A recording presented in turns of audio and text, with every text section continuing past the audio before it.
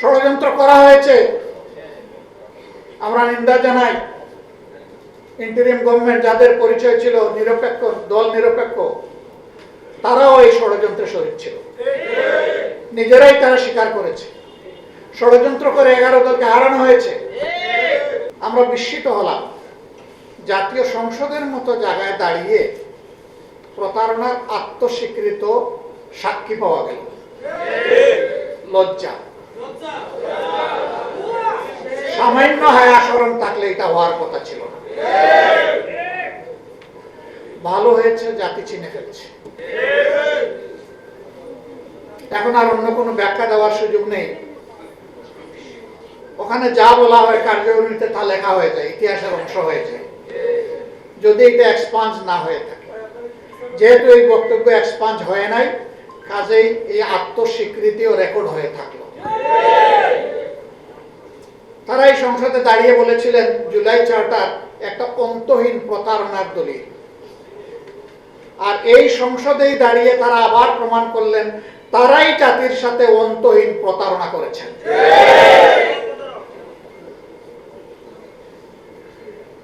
তারা বলেন এই 4টা প্রশ্ন আমি বুঝি না, সাধারণ জনগণ বুঝে কিভাবে? আমার প্রশ্ন হলো 4টা প্রশ্ন যদি জনগণ না বুঝে তাইলে 31টা বুঝে কিভাবে?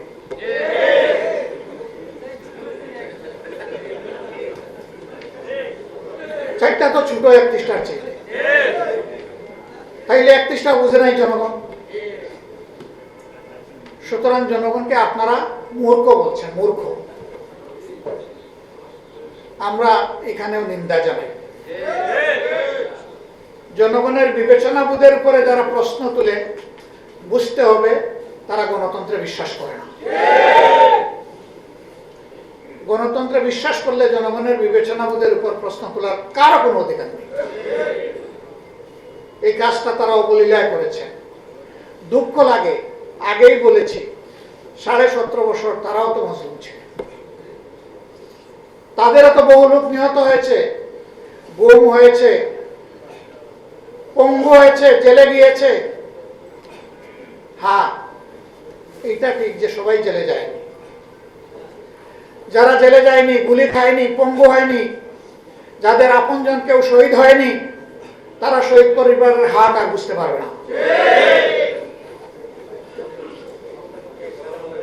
আমরা দেখেছি 5 আগস্টের পর যখন প্রয়োজন ছিল শহীদ পরিবারের কাছে যাওয়ার, যারা এই প্রয়োজনটা উপলব্ধি করেছে তারা শহীদ পরিবারের কাছে গিয়েছে।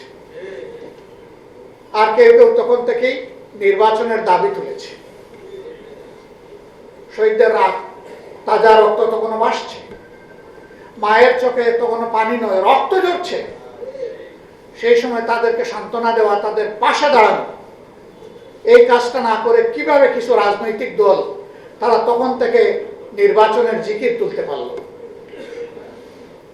কাজেই তাদের কাছে তাদের আপন সঙ্গীদেরও রক্তের কোনো মূল্য নেই। যদি সে মূল্য থাকতো তাহলে আগে দেশবাসীর পাশে দাঁড়াতো। নির্বাচন কার জন্য? সরকার কার জন্য? জনগণের জন্য। সেই জনগণ ট্রমাটাইজড, আহত, দারুণ কষ্টে আছে। তাদের কষ্টে দেওয়া হয়েছে আমরা নির্বাচন চাই না।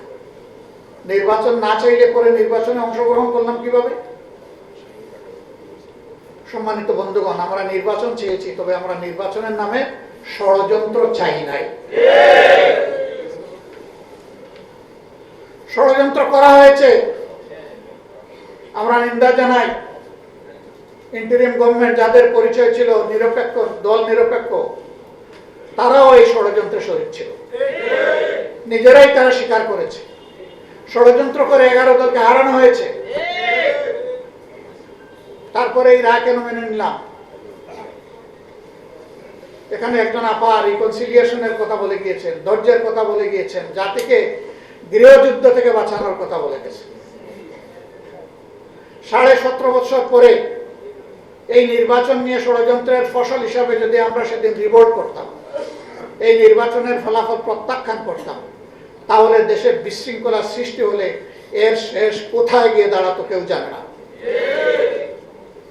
11 দল দায়িত্বশীলতার পরিচয় দিয়েছে, কিন্তু সাথে সাথে 11 দল এটাও বলেছে নির্বাচনে এই ষড়যন্ত্রের ফল মেনে নিলেও আমরা গণভোটের রায়কে অগ্রাহ্য করতে দেব না। এ পর্যন্ত 10 থেকে 11 বার আমার কাছে ফর্মাল প্রপোজাল এসেছে যে আসেন আমরা সংস্কার করার জন্য, সংশোধনের জন্য একটা সংশোধন কমিশন করি। আমাদের পরিষ্কার জবাব, সংশোধনের জন্য কোনো কমিশন লাগে না।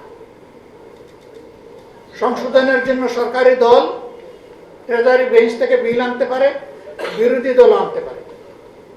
সেই বিল আসবে, ব্যাটিংয়ে যাবে, আবার ফিরে আসবে, তারপরে আলোচনা হবে, আলোচনার পর ভোটে যাবে, ভোটে যদি এটা গ্রহণযোগ্য হয় তাহলে পাস হয়ে যাবে। এটার জন্য কোনো কমিশন লাগে না। এখানে সংশোধনী কমিশন করার জন্য গণভোট হয় নাই। গণভোট হয়েছে দেশের পচা রাজনীতির আমূল পরিবর্তন সাধনের জন্য, ফ্যাসিবাদের মূল কেটে দেওয়ার জন্য আমরা সেই সংস্কার চাই। বিএনপি ওয়াদার থেকে সরে গিয়েছে। আপনারা কি চান আমরাও জাতির সাথে বেইমানি করি? আমরা বেইমানি করতে পারবো না। আমরা জাতিকে কথা দিয়েছিলাম, আমরা সেই জায়গায় আছি এবং আমরা কনফিডেন্ট।